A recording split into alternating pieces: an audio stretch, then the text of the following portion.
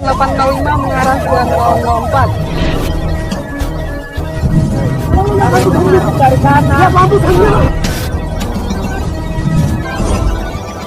Meluncur ke TKP. Kajian permasalahan air Gunung Ciremai yang pernah dikaji mendalam oleh tim media patroli grup salah satunya diurai oleh Fakta Presisi TV akhirnya menjadi kenyataan dan menjadi perbincangan hangat. Bahkan jadi kajian Gubernur Jawa Barat yang bernama Deddy Mulyadi atau yang biasa disebut GDM. Salah satunya menyeret perusahaan air minum di Kabupaten Kuningan, Jawa Barat, yang masuk dan terjerat dalam dugaan pelanggaran serius yang mengundang perhatian dan sorotan dari berbagai pihak. Di sana terlihat ada dua pelanggaran serius yang diduga dapat mengancam kelestarian Taman Nasional Gunung Ciremai serta hak-hak masyarakat dan kelestarian alam. Di mana perusahaan air minum diduga memanfaatkan mata air Cicerem untuk proyek spam tanpa mengantongi izin usaha pemanfaatan air. Dan di sini mata air Cicerem merupakan sumber air penting bagi masyarakat di sekitar kawasan Taman Nasional Gunung Ciremai.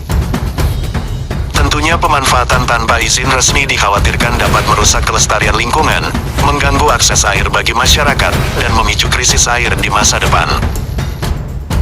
Di mana mata air Cicerem yang berada di Taman Nasional Gunung Ciremai termasuk dalam zona inti yang merupakan area yang ditetapkan untuk perlindungan penuh dan tidak boleh digunakan untuk pemanfaatan es.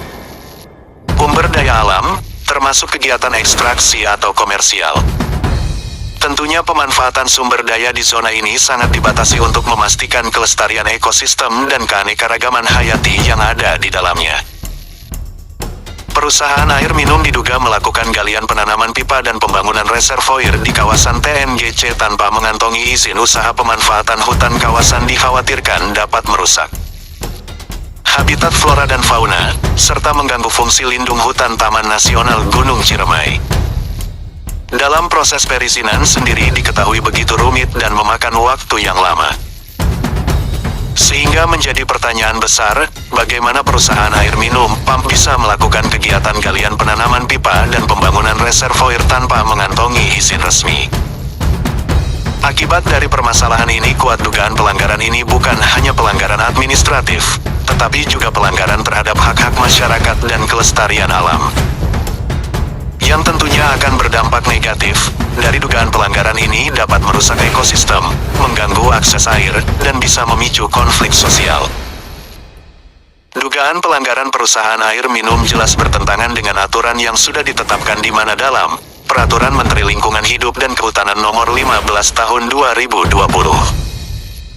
Tentang tata cara penyusunan dan penetapan rencana zonasi Taman Nasional yang mengatur tentang zonasi TNGC.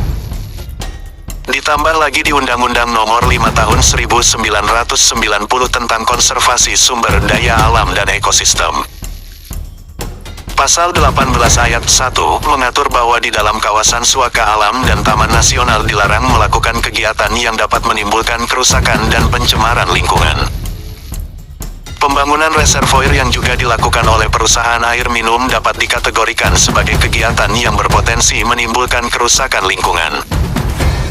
Dapat menyebabkan hilangnya habitat alami flora dan fauna, baik di lokasi pembangunan maupun di hulu sungai yang terendam. Tidak hanya itu, pembangunan reservoir juga dapat mengubah pola aliran air di sungai, yang dapat berdampak negatif pada ekosistem di hilir sungai. Di samping itu, kegiatan pembangunan dan operasional reservoir dapat menghasilkan limbah dan polutan yang mencemari air. Peraturan Pemerintah Nomor 76 Tahun 2008 tentang Pengelolaan Hutan Konservasi. Pasal 16 ayat 1 mengatur bahwa di dalam kawasan hutan konservasi dilarang melakukan kegiatan yang dapat menimbulkan kerusakan dan pencemaran lingkungan.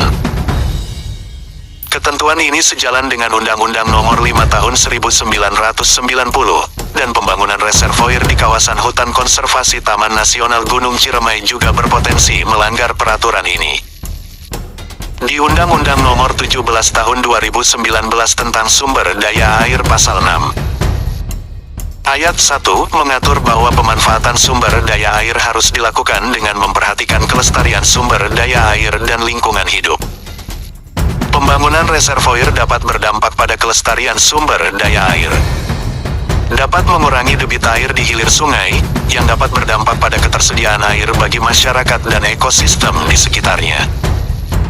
Pelanggaran terhadap aturan undang-undang tersebut dapat berakibat pada sanksi tegas bagi perusahaan air minum ternama di Kuningan. Bahkan tidak hanya itu, peran Balai Besar Taman Nasional Gunung Ciremai Kuningan juga dipertanyakan. Dugaan ketidaktegasan dan kelalaian Balai Besar Taman Nasional Gunung Ciremai Kuningan dalam menangani permasalahan ini dapat memicu kerusakan lingkungan yang lebih parah, hilangnya kepercayaan publik, dan bahkan bisa memicu krisis air bagi masyarakat.